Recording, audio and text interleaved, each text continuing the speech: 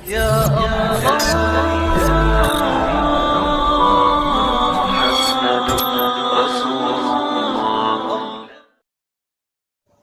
علیکم ورحمۃ اللہ وبرکاتہ۔ بسم اللہ الرحمن الرحیم۔ قرآن مجید، الحمدللہ کہ تم نے قرآن مجید پڑھنا شروع کیا ہے۔ قرآن مجید کیا ہے؟ یہ اللہ کا کلام ہے، یا یوں سمجھ لو کہ یہ اللہ کی باتیں ہیں جو اس نے اپنے پیارے نبی محمد صلی اللہ علیہ وسلم پر حضرت جبرائیل کے ذریعے سے بھیجیں، تاکہ ہم کو معلوم ہو جائے کہ اللہ کون ہے، دنیا میں کون کون سی باتیں کرنے کی ہیں جن سے اللہ تعالیٰ خوش ہوتا ہے، اور کون سی باتیں چھوڑنے کی ہیں جن سے اللہ تعالیٰ ناراض ہوتا ہے۔ مرنے کے بعد ہم کو قیامت کے روز دوبارہ زندہ کیا جائے گا، تاکہ جس نے اللہ اور اس کے رسول صلی اللہ علیہ وسلم کے بتائے ہوئے اچھے کام کیے ہوں، اس کے بدلے اس کو جنت ملے اور وہ وہاں ہمیشہ ہمیشہ رہے، اور جو اس کا جی چاہے وہ اس کو ملے۔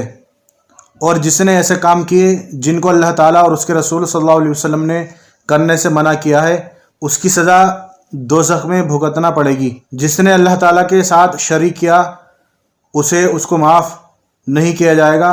اس کے علاوہ اللہ تعالیٰ رحم کرنے والا ہے، جس کو چاہیں بخش دے۔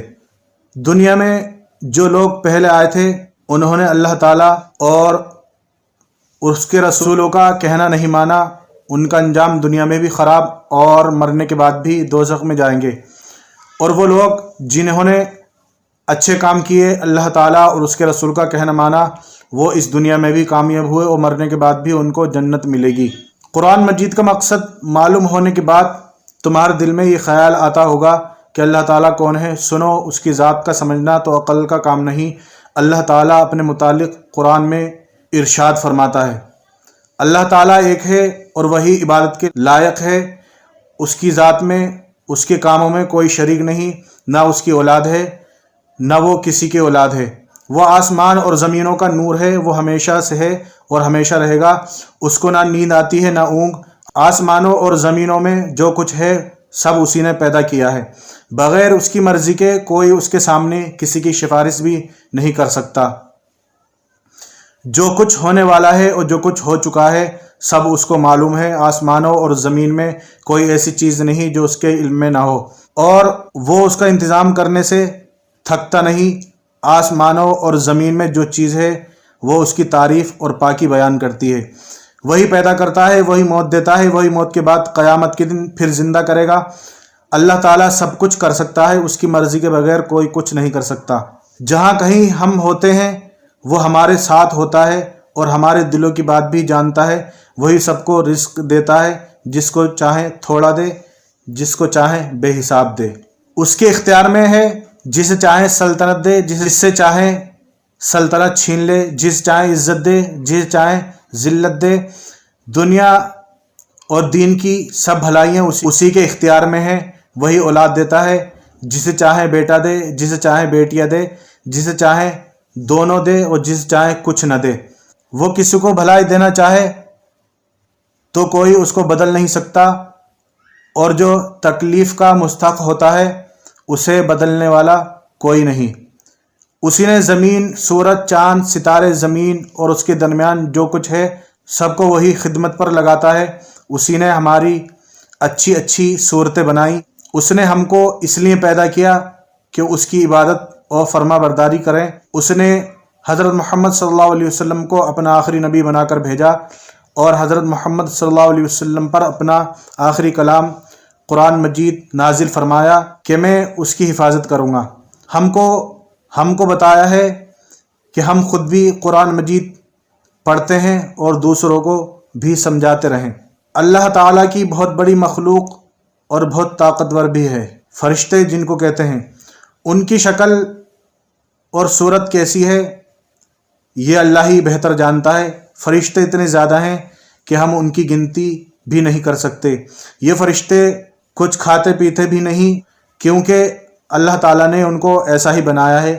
یہ صرف اللہ تعالیٰ کی عبادت ہی کرتے ہیں۔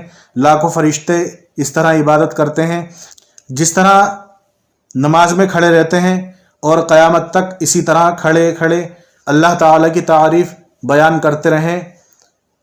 کرنے کا ارادہ کیا تو اس نے فرشتوں سے کہا، میں دنیا میں اپنا ایک نائب خلیفہ بنانا چاہتا ہوں۔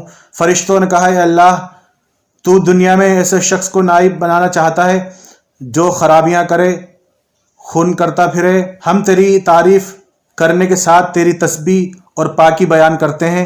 اللہ تعالیٰ نے فرمایا، میں وہ باتیں جانتا ہوں جو تم نہیں جانتے۔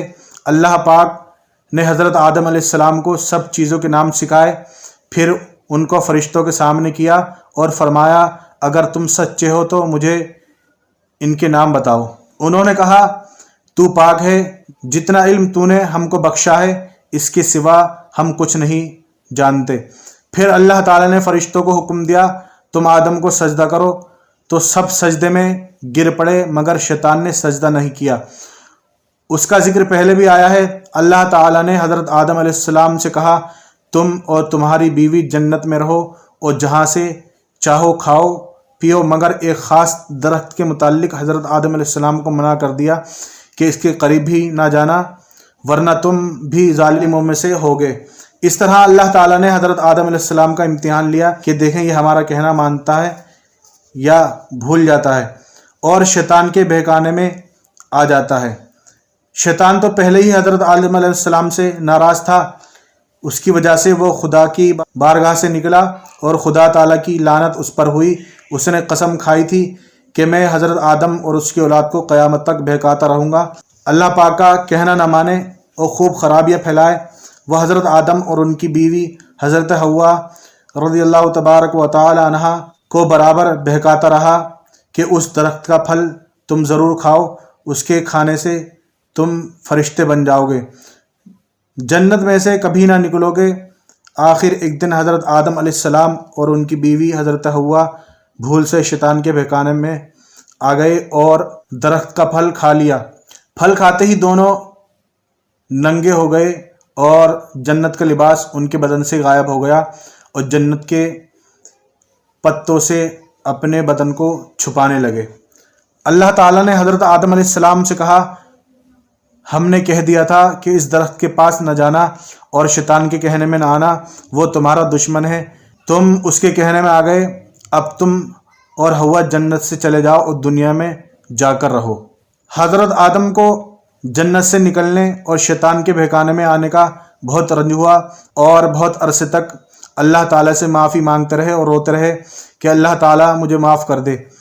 آخر اللہ پاک کو رحم آیا اور حضرت آدم کو یہ دعا سکھائی کہ اے ہمارے رب، ہم نے اپنے اوپر ظلم کیا اور تو ہم پر رحم نہیں کرے گا تو ہم بڑا نقصان اٹھانے والوں میں ہو جائیں گے۔ تو حضرت آدم نے یہ دعا بہت گڑ گڑا کر مانگی اور اللہ پاک تو بہت رحم کرنے والا ہے۔ جب کوئی بندہ گناہ کر لیتا ہے اور سچے دل سے توبہ کر لیتا ہے کہ اللہ یہ گناہ جو مجھ سے غلطی سے ہو گیا ہے آئندہ ایسا نہ کروں گا، تو وہ معاف کر دیتا ہے۔ چنانچہ حضرت آدم علیہ السلام کو اللہ پاک نے معاف کر دیا اور پھر کہا کہ تم اور تمہاری اولاد دنیا میں رہو اور یہ بات یاد رکھو، جب میری طرف سے نبی صلی اللہ علیہ وسلم میری ہدایت لے کر تمہارے پاس آئیں تو تم ان کا کہنا ماننا، جو میرے بھیجے ہوئے نبیوں کا کہنا مانے گا اس کو نہ پھر کوئی خوف ہوگا اور نہ غم ہوگا، اور جو لوگ میرے نبیوں کی بات نہیں مانیں گے وہ ہماری آیتوں کو جھٹلائیں گے، وہ دوزخ میں جائیں گے اور ہمیشہ اسی میں رہیں گے۔ تو حضرات، یہ جو آپ کے سامنے باتیں میں نے بیان کی ہیں، امید کرتے ہیں آپ کو پسند آئے گی۔ اس کے آگے کی باتیں انشاءاللہ ہم اگلی ویڈیو میں بیان کریں گے۔ پسند آنے کی صورت میں ہماری ویڈیو کو لائک کریں، چینل کو سبسکرائب کریں اور ویڈیو کو یار دوستوں کے ساتھ شیئر کریں۔